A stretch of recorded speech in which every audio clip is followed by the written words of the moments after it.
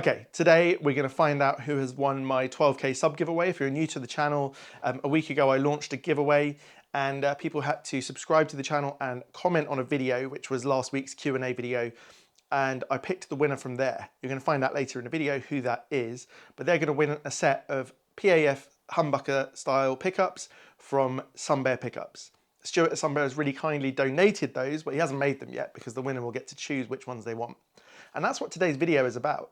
I've talked so much about Sunbear's humbuckers, and yet we've never done a video, I think, where I really do have a bit of a closer look at what they actually sound like. So in today's video, you're going to hear his 58 PAFs in a Les Paul style guitar, a Les Paul custom style guitar, and an SG.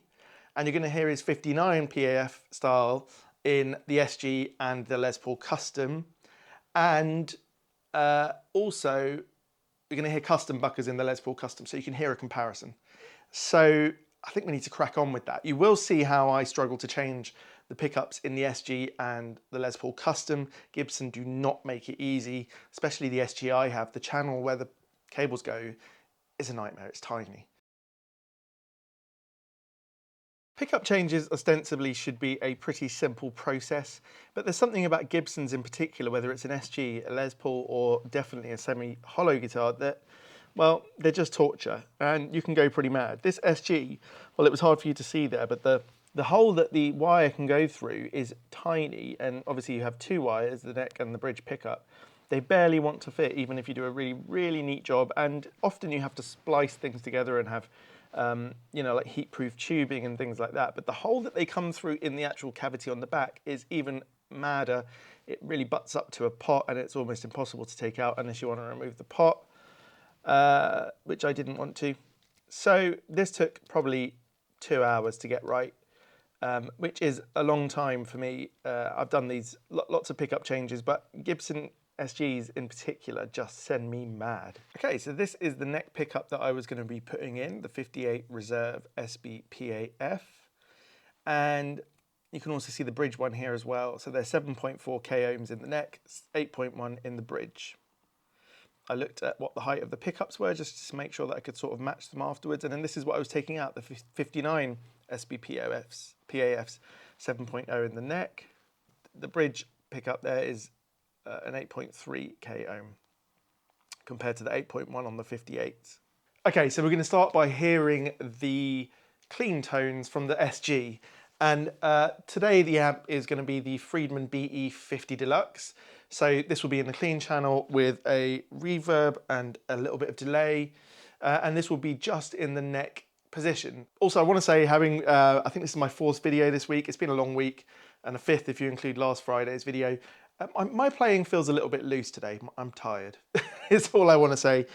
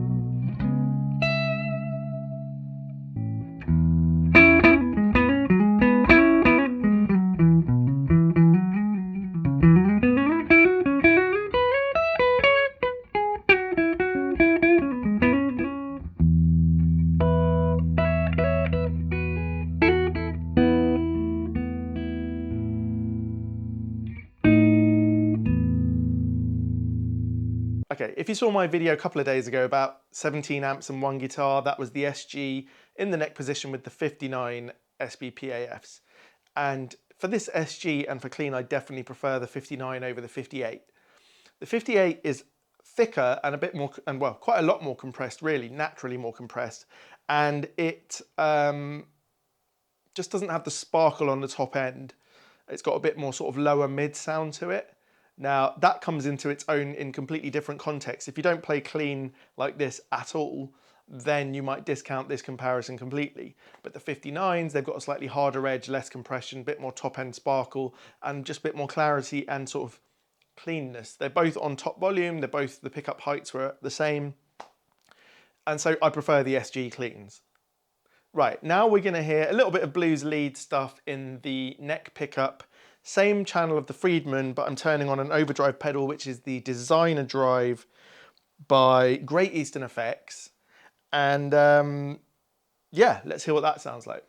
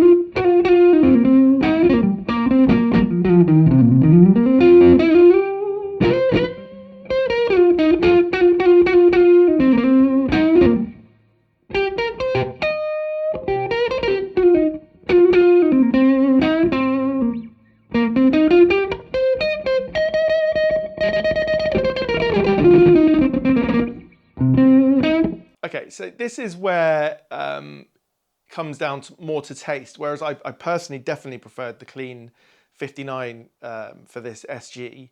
For the blues lead, they're a little bit different from each other. Again, the 58 is a bit more compressed. It's bigger sounding, like deeper sounding. I think they both sounded great, to be honest. Really nice to play. Right, now this is the fun bit, so to speak. This is going to be the bridge pickup into the BE channel, so more gain on the Friedman with no pedals apart from, I think the reverb is still on.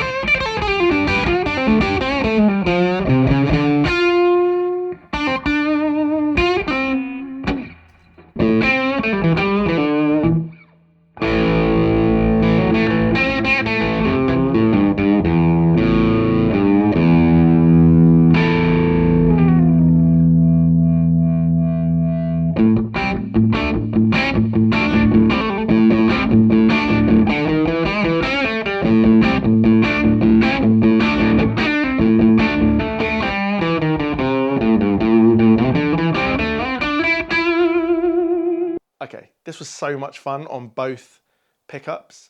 The 58 sounds massive. It's a really meaty pickup and it takes the bridge position and it just gives you a lot of fatness while still being bright enough to cut through, while still having so much clarity, but it is just more compressed than the 59. The 59, I think, again, has that harder edge even with the compression of the amp. It stays more articulate. So really that's down to taste. You know, do you want that harder edge or do you want that bigger compression thing? I would say the 58 is a bit more classic, old sounding, if that makes sense. The 59 to me, if you're looking forward to the sort of 70s rock and 80s rock, would probably work better. Again, it's down to taste. They're both just fantastic. In this guitar, I would probably stick with the 59 set overall. Now, well, for this guitar, the SG, my idea is that I'm going to have the neck as a 59 PAF from Stewart, and ultimately the bridge is probably going to be a 58.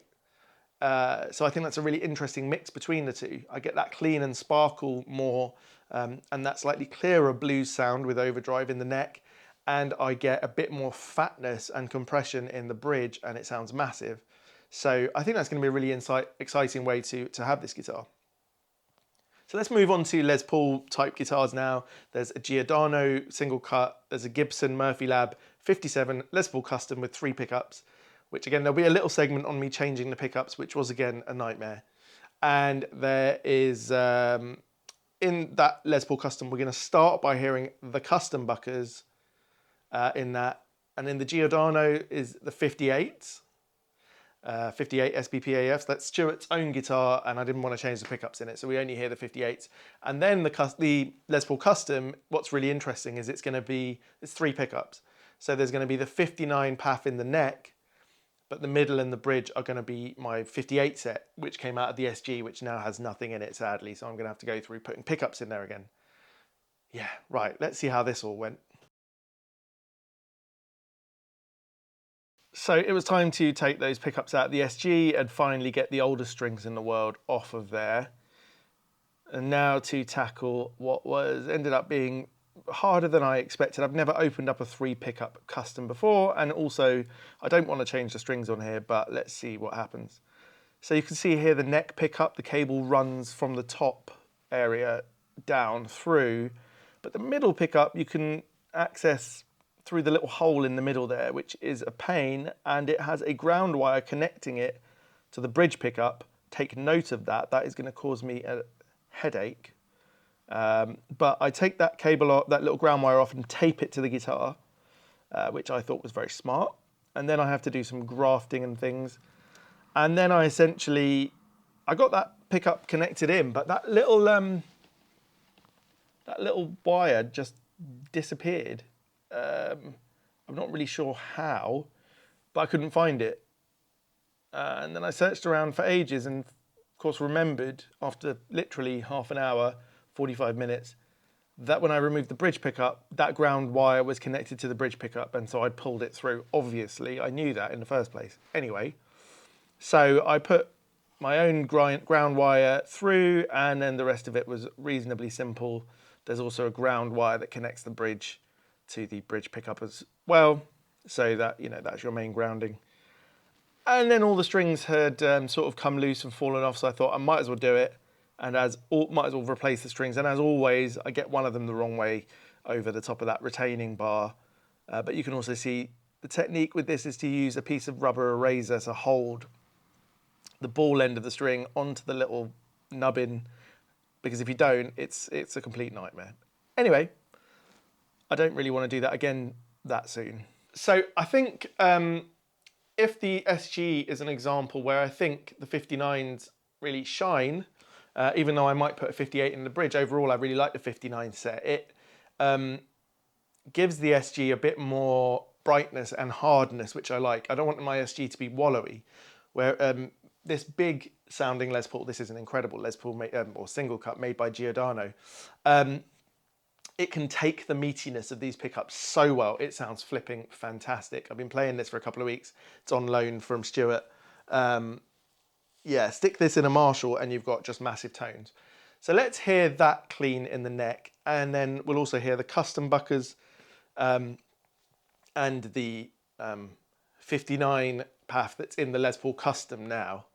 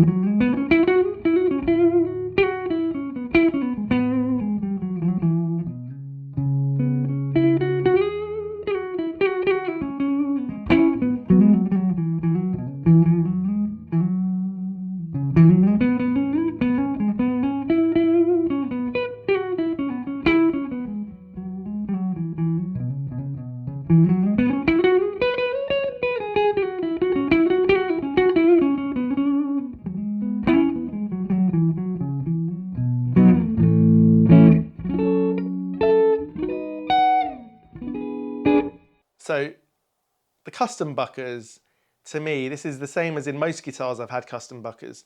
There's just so much bottom end. There's nothing that inherently feels unique. You know, when you play Custombuckers, it makes all the guitars, to me, seem sort of a little bit muddy, a bit wallowy, a bit too big sounding in the neck. And that's a problem I've always had with them. Stuart's pickups, on the other hand, whether it's the 58 or the 59, just have a lot more clarity and sort of like a, whatever character, you know, he's choosing for that pickup. Like the 58 has that more lower mids, but it's not as sort of heavy as the Custombuckers. And the 59s have a lot more shimmer to them, especially with that Bigsby on that guitar, as well as the Vibrola on the SG. I just think that neck position with the 59s works so well. Okay, let's hear a bit of the bluesy stuff with the pedal now. Okay, I think it's time to announce the winner. So many of you commented on that video, and I think Stuart's quite taken aback to see how much sort of reaction there was to this, because it's obviously a huge amount of comments and likes compared to my normal video. So I'm really, well, thank you very much for sort of doing that. So what I decided to do was use a computer program that it cost me a few quid. You put the link of the video in and it goes through and it picks at random a comment. That's the fairest way to do it. And that's how all my giveaways will be in future. It will be based on commenting on a video. Okay, so you're seeing the screen recording and here is the winner. So look, congratulations. Do me a favor, everyone, and try not to put the name in the comments just yet. If this is the first day the videos come out, just let everyone watch to this point so that it's not a spoiler. It's exciting to know, to see if you've won. And if I see anyone placing the name for now, I will just delete that comment just for the first 24 hours of the video until you know, enough people have seen it that they can see whether they won or not as part of the fun, right? Okay, let's crack on. Okay, let's crack on and help the winner in choosing the 58s or 59s. If they're interested in the 57s as well, definitely speak to Stuart, and there'll be other demos, I'm sure, on the internet. Maybe I can get a hold of a set as well and make a little video soon.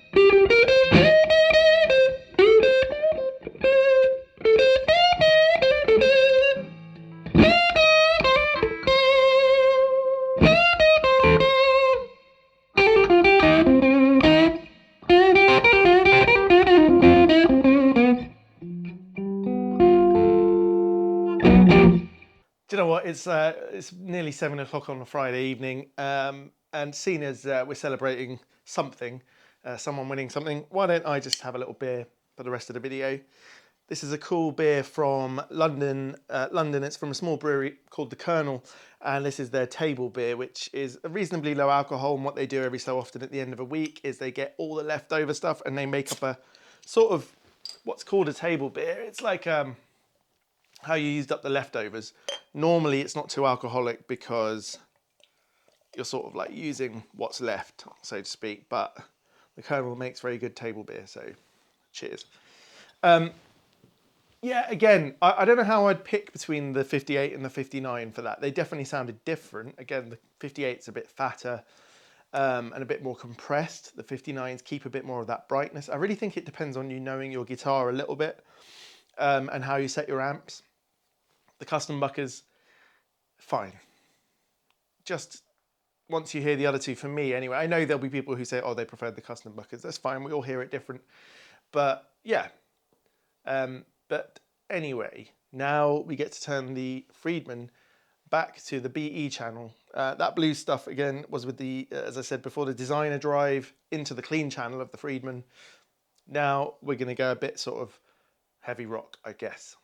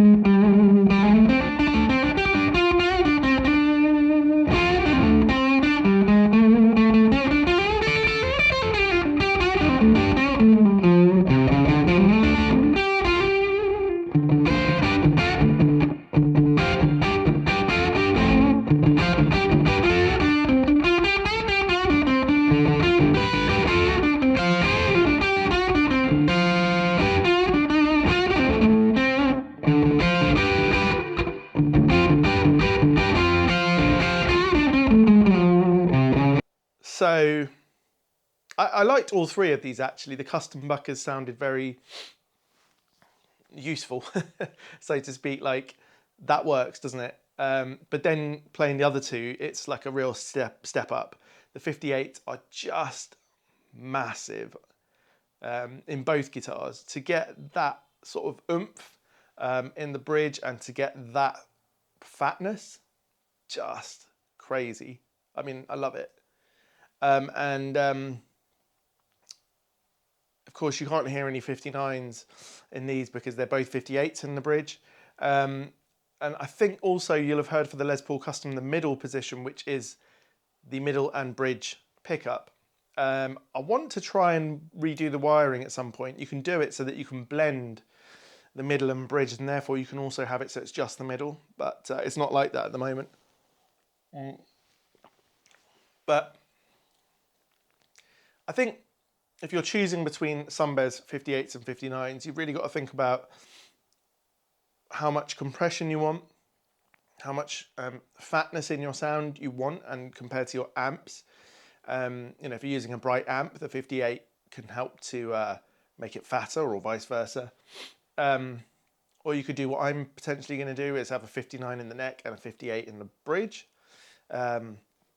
so that I get the more sparkly, glassy, clean, as far as humbuckers go, in the neck, and the more fat, big bridge sound from the 58s.